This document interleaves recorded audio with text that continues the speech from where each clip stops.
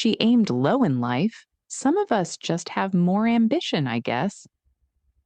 I let the words hang there.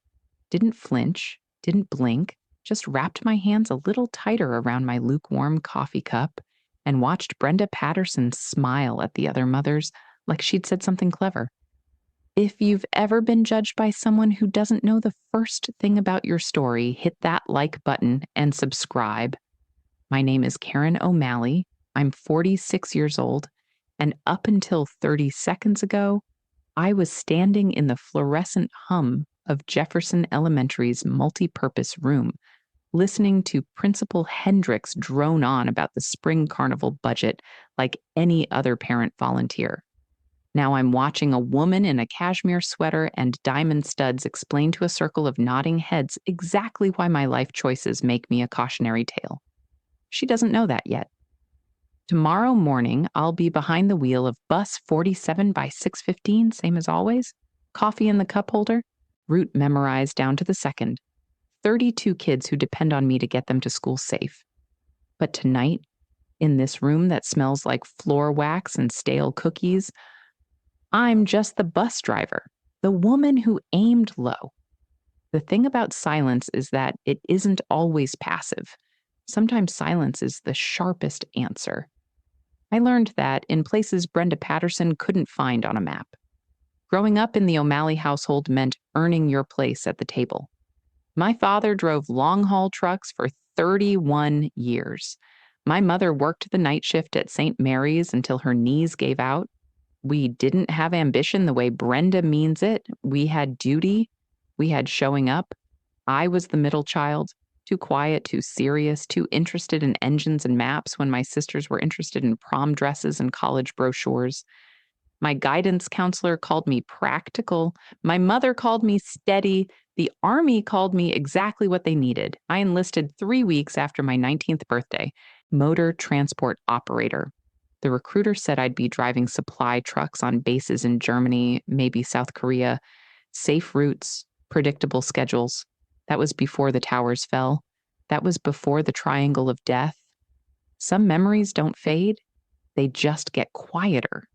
The taste of dust and diesel, the weight of body armor in 120-degree heat, the sound of a mortar round whistling overhead, and knowing you have exactly 3 seconds to decide whether to stop or accelerate. You accelerate. You always accelerate. I drove Convoy through Mahmoudiya and Yusufia and Latifia when those names meant something different than geography, when they meant ambush alley, when they meant don't stop for anything because stopping means dying. But I didn't come to this PTA meeting to think about that. I came because my daughter Molly is in 4th grade and she wants to run the ring toss booth at the spring carnival, and I promised her I'd sign up to help. That was before Brenda Patterson decided to hold court by the refreshment table. I've known Brenda for 3 years now. She drives a white Range Rover with a bumper sticker that says, "Dance Mom," in glittery letters. Her daughter takes ballet and violin and Mandarin lessons. Her husband does something with investments that requires him to wear suits that cost more than my monthly mortgage payment. She doesn't know what I did before the school bus. Nobody here does. My resume says 11 years with the Unified School District. It doesn't mention the 11 years before that. It doesn't mention the bronze star in the shoebox under my bed, or the combat patch from the 1st Cavalry Division, or the fact that I was Sergeant First Class Karen O'Malley Motor Transport, and my call sign was Mustang 6. When people ask what I did before driving the bus, I tell them logistics. It isn't a lie. It's just a word that doesn't require follow-up questions. Brenda was already talking when I walked up to refill my coffee. She has a voice that carries, the kind of voice that's used to being the loudest in every room. She'd gathered her usual audience, 3 other mothers in yoga pants and highlights who laughed at her jokes and agreed with her observations and pretended not to notice when she cut people down. I wasn't trying to eavesdrop. I was just trying to get to the coffee urn. But Brenda saw me coming, and something in her eyes sharpened. It wasn't obedience, it wasn't ceremony, it was opportunity. She'd been circling me for months, little comments about my truck, my clothes, the fact that I always volunteered for setup and cleanup instead of the planning committees where the real decisions happened. Tonight, she finally found her opening. My daughter had mentioned something at school. Something about how her mom used to be in the army. Kids talk. Molly didn't know what she was saying. She just knew her mom had old photographs in a box and a flag folded in a triangle and sometimes woke up at 3 in the morning for no reason she could explain. Brenda had heard, and Brenda had questions. She angled herself toward me as I reached for the coffee carafe, smiled that smile that never quite reached her eyes. So, Karen, she said my name like it was slightly distasteful. Molly was telling the girls, you used to be in the military. I poured my coffee. Cream. No sugar. I serve. Yes. Brenda's eyebrows rose. Served? Like actually deployed somewhere? I took a sip. It was bitter and lukewarm, but it gave my hand something to do. A few places. The other mothers leaned in. I could feel them watching, waiting for something. Brenda's smile widened. That's interesting. I never would have guessed. I mean, she gestured vaguely at me, at my faded jeans and practical boots and the weathered ball cap I'd forgotten to take off. Sitting in the Army Reserve or whatever, that's not really the same as having a career, is it? I didn't answer. She took my silence as permission to continue. I just think it's interesting, that's all. Some people have ambition, they go to college, build something, make their mark. And some people, she shrugged delicately, they drive the school bus. Nothing wrong with that, I guess. We need bus drivers. But I do wonder sometimes about the example it sets for our kids. The room tilted just slightly. I could feel it, that familiar sensation of pressure building behind my eyes.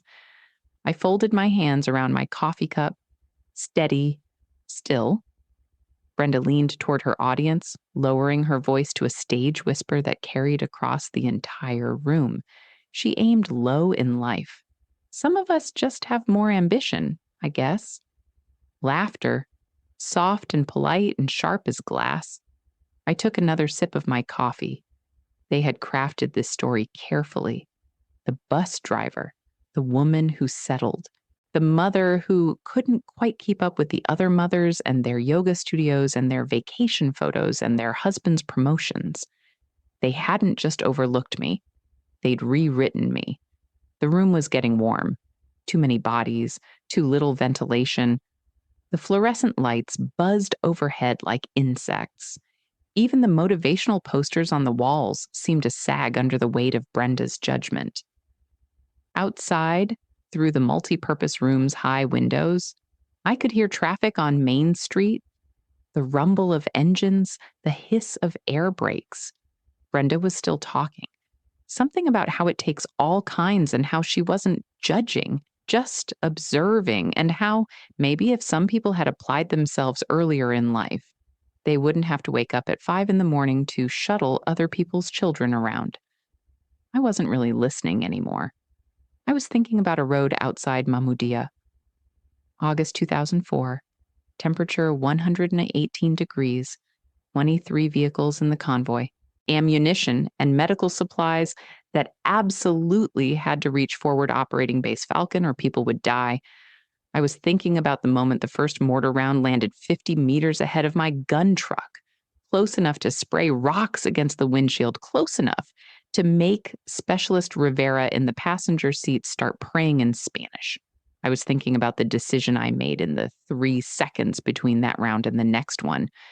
You don't stop. You never stop. Principal Hendricks stepped up to the microphone. Thank you all for coming. Before we move on to committee assignments, I want to remind everyone that Maple Street will be closed tomorrow morning for the National Guard equipment transfer. There may be some delays in the school zones, so please plan accordingly. Nobody was really paying attention. Brenda was still holding court. The other mothers were still laughing. Through the window, I could see them now. A convoy of military vehicles rolling down Main Street, Humvees and transport trucks and tankers, their headlights cutting through the early evening dark. I set my coffee cup down on the refreshment table. For 22 years, I had kept my silence. Through every PTA meeting and every parent teacher conference, and every casual insult dressed up as concern, I had smiled and nodded and let people like Brenda Patterson believe whatever story made them comfortable. But tonight, something shifted. Tonight, the convoy was stopping. The lead truck's air brakes hissed, a sound I hadn't heard in years, but one my body remembered before my brain caught up. That particular pitch, that specific pressure release, military-grade Freightliner, M915 series. I knew it the way other people know their children's voices. Through the window, I watched the convoy grinding to a halt, traffic backing up behind it, drivers in civilian cars craning their necks, annoyed at the delay. Brenda was still talking. Something about the spring carnival ticket pricing and how some people understood the value of proper fundraising while others just showed up to pour lemonade. I wasn't listening. A figure was climbing down from the lead truck, tall, broad-shouldered, moving with that particular economy of motion that comes from years of military service. He was wearing Army combat uniform, Sergeant Major insignia visible even from here. He was looking at the school. No, he was looking at the parking lot, at my truck. It's a beat-up Chevy Silverado, forest green with a faded bumper sticker from a VFW post in Killeen, Texas. Nothing special to most people, just another working vehicle in a parking lot full of Range Rovers and BMWs. But on the tailgate, barely visible under years of road grime and Texas sun, there's a unit insignia decal, 1st Cavalry Division, and below that, smaller, the letters MST-6 Mustang 6. The sergeant major had stopped walking. He was staring at my truck like he'd seen a ghost. Inside the multi-purpose room, Brenda was explaining to her audience how she'd personally redesigned the carnival layout last year because the previous committee clearly had no understanding of traffic flow or aesthetic cohesion. I adjusted the ball cap on my head, faded olive drab, no insignia anymore. The embroidery had worn away years ago, but the shape was still there, the silhouette of a gun truck. Most people saw an old hat, nothing worth noticing. Some people saw something else entirely. The multi-purpose room doors swung open. Principal Hendricks looked up from her clipboard. The mothers around Brenda turned their heads. Even Brenda paused mid-sentence, her champagne-pink lips frozen around whatever observation she'd been about to make. The sergeant major stepped inside. Boots on linoleum, the sound cracked through the room like a rifle shot. He was younger than me, maybe 38, 39, but his face had that weathered quality that comes from years in the desert. Crow's feet around eyes that had seen things. A scar along his jaw that hadn't been there the last time I saw him. If it was him. It had been 18 years. He scanned the room, passed over Brenda and her cashmere sweater, passed over Principal Hendricks and her clipboard, passed over the refreshment table and the motivational posters and the fluorescent lights. His eyes found me and stopped. For a long moment, neither of us moved. The room had gone quiet. That particular silence that falls when something unexpected happens, when the social script everyone's been following suddenly gets thrown out. Brenda recovered first. She always did. Excuse me. Her voice carried that particular blend of authority and condescension she'd perfected over years of HOA meetings and country club luncheons. This is a private PTA function. If you're looking for the gymnasium, it's down the hall to the left. The sergeant major didn't look at her. His eyes stayed fixed on me, on my faded ball cap, on my face. He took a step forward, then another. His boots echoed against the floor. The mothers around Brenda shifted uncomfortably. Principal Hendricks clutched her clipboard like a shield. Even the fluorescent lights seemed to flicker. "Ma'am." His voice was quieter than I remembered, rougher, like he'd spent too many years shouting over diesel engines and gunfire. "Is that you?" I didn't answer. His gaze dropped to my cap, studied it, then moved to my hands still wrapped around my coffee cup. Steady, still. The ball cap. He said it like a question he already knew the answer to. MST6 Mustang 6 Mamudia 2004. Brenda's perfectly sculpted eyebrows drew together. I'm sorry, what is this about? Karen drives the school bus. She was never. The sergeant major's head turned, slowly, precisely like a turret acquiring a target. He looked at Brenda Patterson for the first time since entering the room. Really looked at her. Took in the cashmere sweater and the diamond studs and the Range Rover keys clutched in her manicured hand. Then he looked back at me. August 14th. His voice had changed. Harder now, more certain. Convoy to FOB Falcon. 23 vehicles. You were driving the lead gun truck. The coffee cup in my hands didn't tremble. I'd trained that response out of myself a long time ago. Mortar attack at grid reference 33 STQ4127? He continued each word deliberate. First round hit 50 meters ahead of the convoy. Second round took out vehicle 17. The whole column wanted to stop. Radio was screaming. Everyone was screaming. I set my coffee cup down on the table beside me. Brenda's mouth was open, no sound coming out. The other mothers had frozen in place like deer in headlights. Principal Hendricks had lowered her clipboard. The sergeant major took another step toward me. His eyes were wet now, not crying, just wet. The way eyes get when memory hits harder than expected. You didn't stop. His voice cracked. You hit the accelerator and you led us through 1.5 kilometers of kill zone at 60 miles an hour with rounds impacting on both sides of the road. You got us to Falcon. You got the ammo to Falcon. And because you didn't stop, because you kept your foot on that gas pedal, he swallowed hard. 3rd Platoon, Bravo Company, 1st Battalion, 5th Cavalry survived that night. 47 soldiers, 47 families who still have their sons and daughters because you didn't stop. The room was silent, absolutely silent. Even the fluorescent lights had stopped buzzing.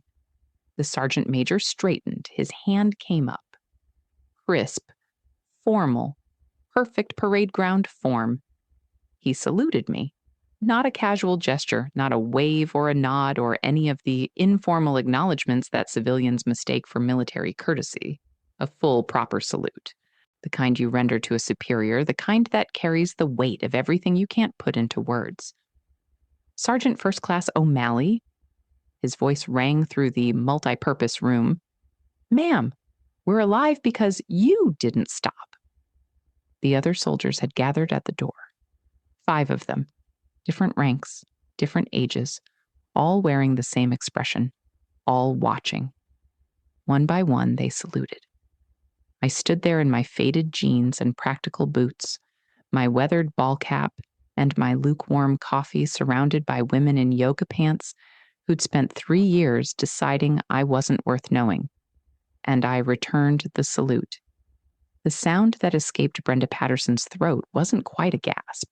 It was something smaller. Something that caught in her chest and died there. Her coffee cup slipped from her fingers and hit the floor, brown liquid spreading across the linoleum like a stain she couldn't control. Her face had lost all color. The careful mask of casual superiority had cracked, revealing something raw underneath. Something that looked like the beginning of understanding. She aimed low in life. Those words hung in the air between us, suddenly meaning something very different than they had 5 minutes ago. The sergeant major held his salute for a long moment, the kind of moment that civilians don't understand, the kind that carries weight. Then he lowered his hand, took a breath. I have to ask, his voice was quieter now, more personal. The decision to push through that kill zone. Command was screaming at you to hold position, wait for air support. How did you know? I looked at him, really looked, saw the boy he'd been 18 years ago, Specialist Reeves, 21 years old, fresh out of Fort Hood, scared out of his mind in that passenger seat, praying in broken Spanish he'd learned from his grandmother. Now he had Sergeant Major stripes, gray in his hair, a scar on his jaw that told its own story. I didn't know. I adjusted my ball cap. I calculated. Mortar teams need time to adjust. Air support was 20 minutes out. The ammunition in my truck was the only thing standing between 3rd Platoon and being overrun. I did the math. He nodded slowly. The math. The math said move. So I moved. Brenda Patterson hadn't moved. She was still standing in the same spot, coffee pooling around her designer shoes, her mouth working like she wanted to say something but couldn't find the words.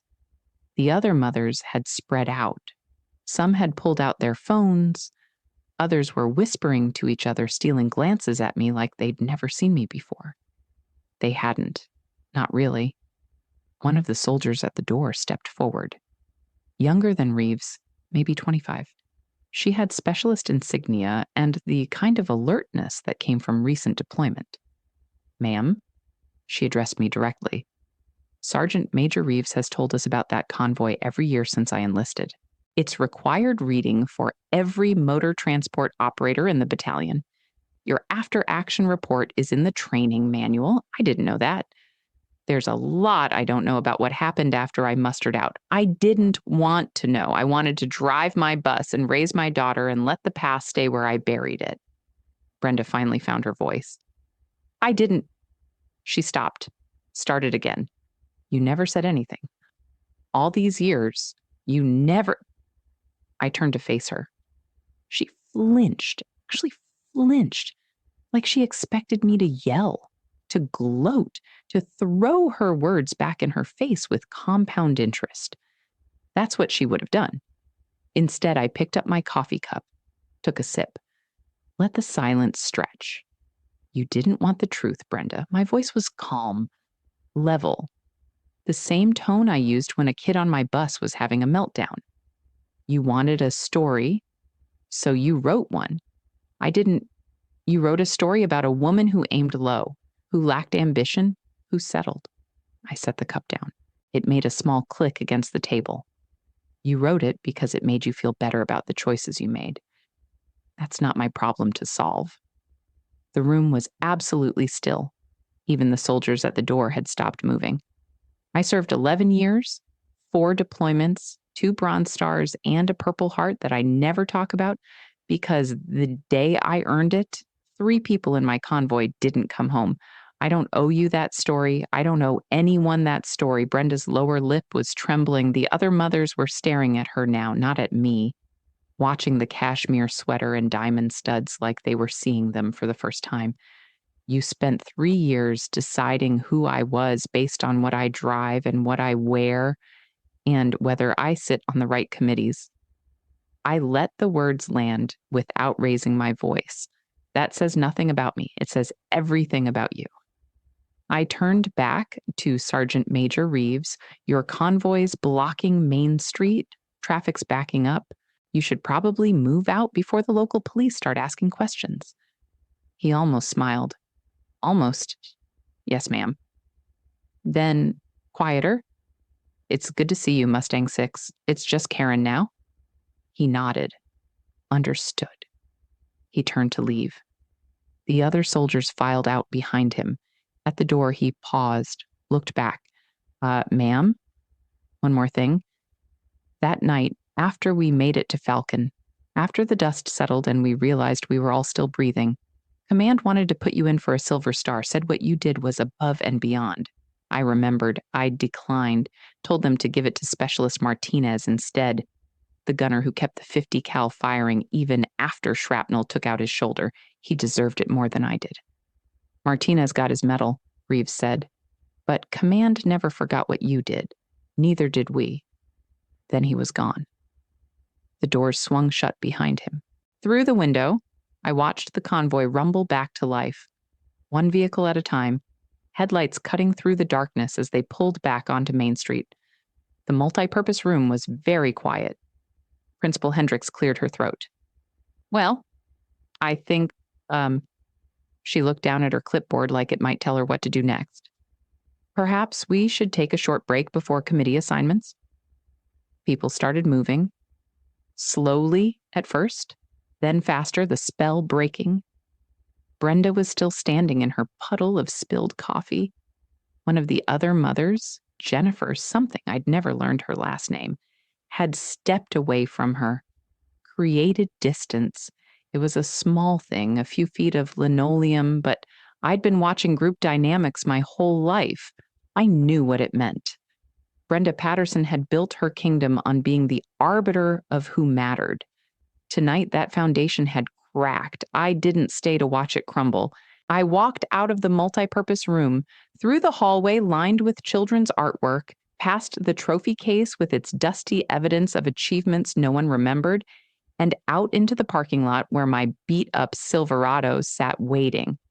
The Convoy was gone, just taillights disappearing down Main Street, but I could still hear the echo of diesel engines, still smell the exhaust, some things you never really leave behind.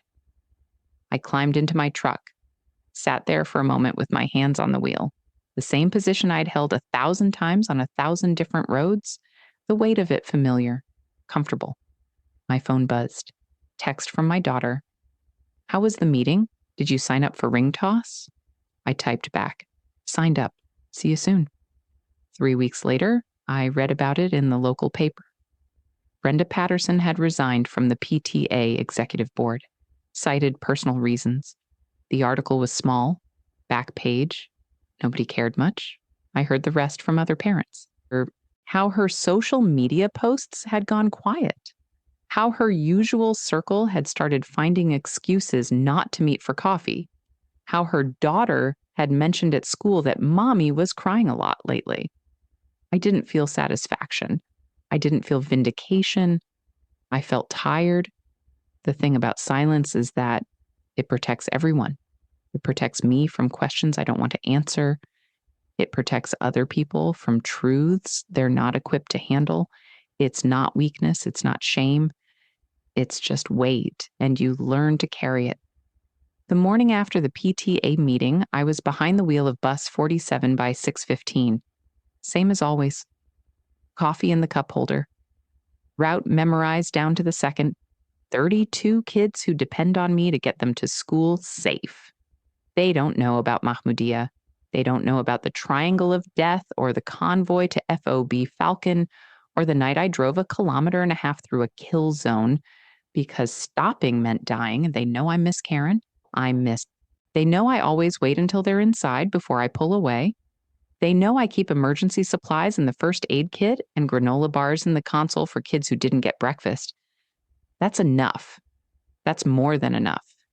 Some people need the world to know their story. They need validation, recognition, proof that they matter. I stopped needing that a long time ago. I know what I did. I know who I am. And every morning when I fire up that big diesel engine and pull out of the depot, I'm doing exactly what I was trained to do. Getting people where they need to go, safe, on time, no matter what. There is power in patience. There is freedom in truth, even when it comes late. And there is dignity in doing the work that needs to be done, whether anyone notices or not. My name is Karen O'Malley. I drive a school bus. That's enough. If you enjoyed this story about quiet competence winning over loud arrogance, hit that like button and let me know what you think in the comments. And if you haven't subscribed yet, make sure to subscribe and ring that notification bell for more stories just like this one. Thanks for watching.